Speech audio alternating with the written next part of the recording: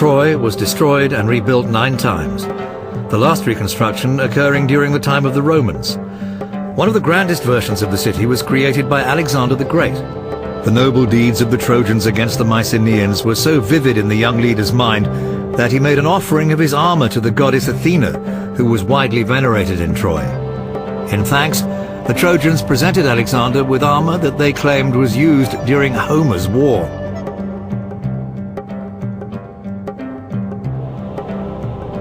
The historians Strabo and Plutarch both reported the anecdote that Alexander the Great always wore that suit of armor into battle, considering it to be his sacred talisman.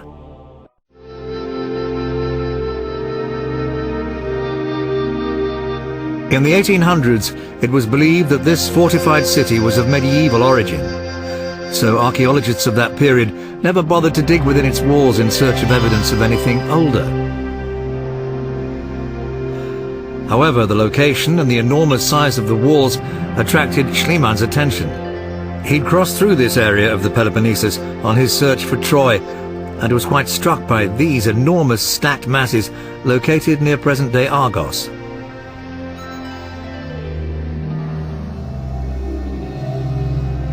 His mind was full of the myths learned in his childhood, and the words of Homer, who made mention of only one Mycenaean city girded by walls, the legendary Tiryns, built by the giant Cyclops.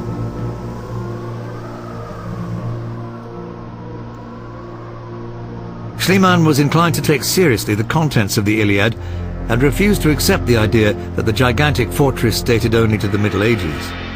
Those rocks inspired in him images of legends dating from the dawn of time.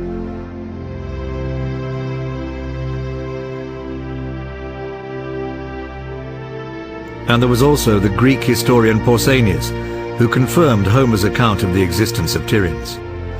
Pausanias had even gone so far as to compare the grandeur of the fortifications of Tiryns with the pyramids of Egypt. So somewhere near Argos, there still had to be those walls. Such a fortress could not have simply vanished into thin air. And once again, his hunch vindicated Schliemann. At the top of the citadel, the ruins of an opulent palace were found, with frescoes in Minoan style dating to the 2nd millennium BC. It was the fortress of Tiryns.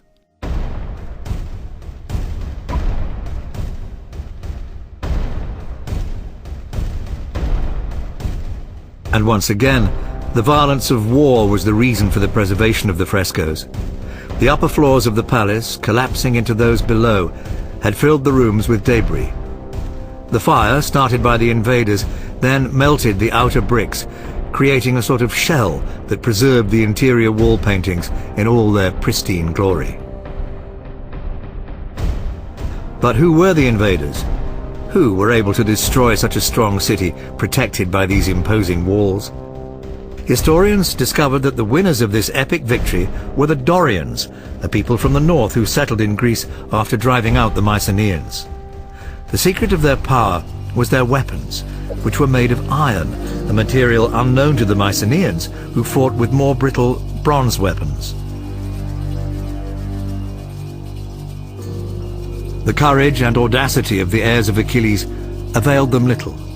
Their swords shattered as soon as they touched those of their enemies.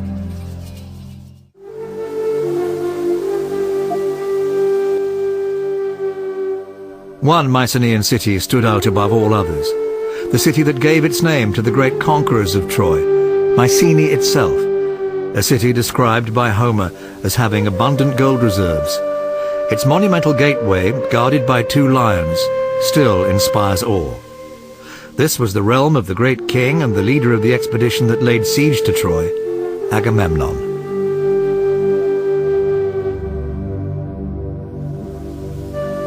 The intrigue surrounding the supposed location of a legend has always been a stimulus to archaeologists and the Indiana Jones in us all. Where was the tomb of Agamemnon? Did he really exist? Had Mycenae's gold been spared the ravages of time?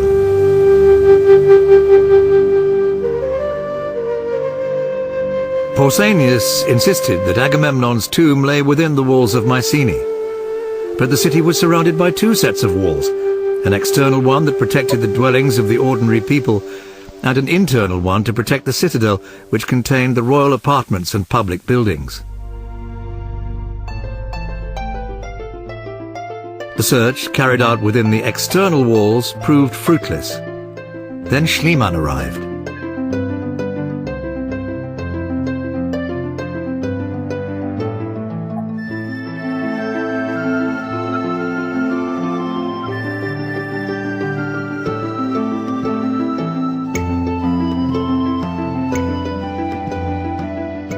The archaeologist sank his shovel into the ground near the Lion Gate, inside the citadel.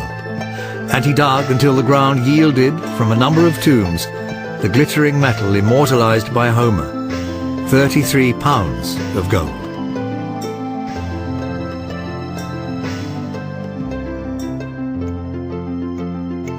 Among the treasures was a number of marvelous gold funeral masks.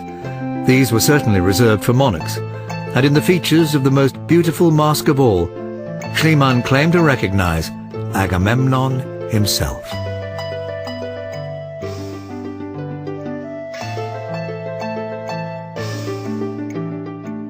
It has since been ascertained that the masks date back to a period prior to Agamemnon. The excitement of that find was so great, however, that no one has since dared to rename this piece. The finely embossed golden mask is still universally known as the Mask of Agamemnon.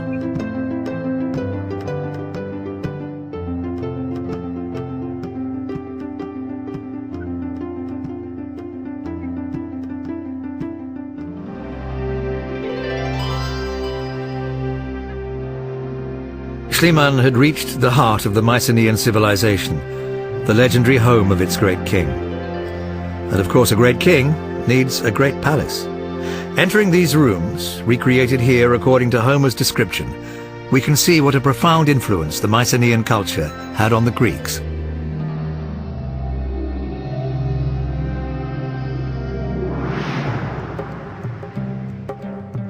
The Mycenaean civilization handed down its own image to posterity, largely through its architecture.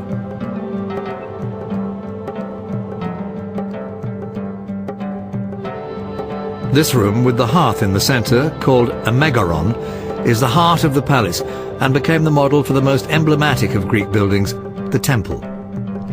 The king's house thus became the house of the gods. Mycenae was a city from which legends were created, as was Tiryns and the incomparable Troy. The legendary cities and the mythical heroes that inhabited them would have remained mythical, if not for heroes of our own time, like Heinrich Schliemann, men and women who pursue their passions, expanding the knowledge that enriches us all.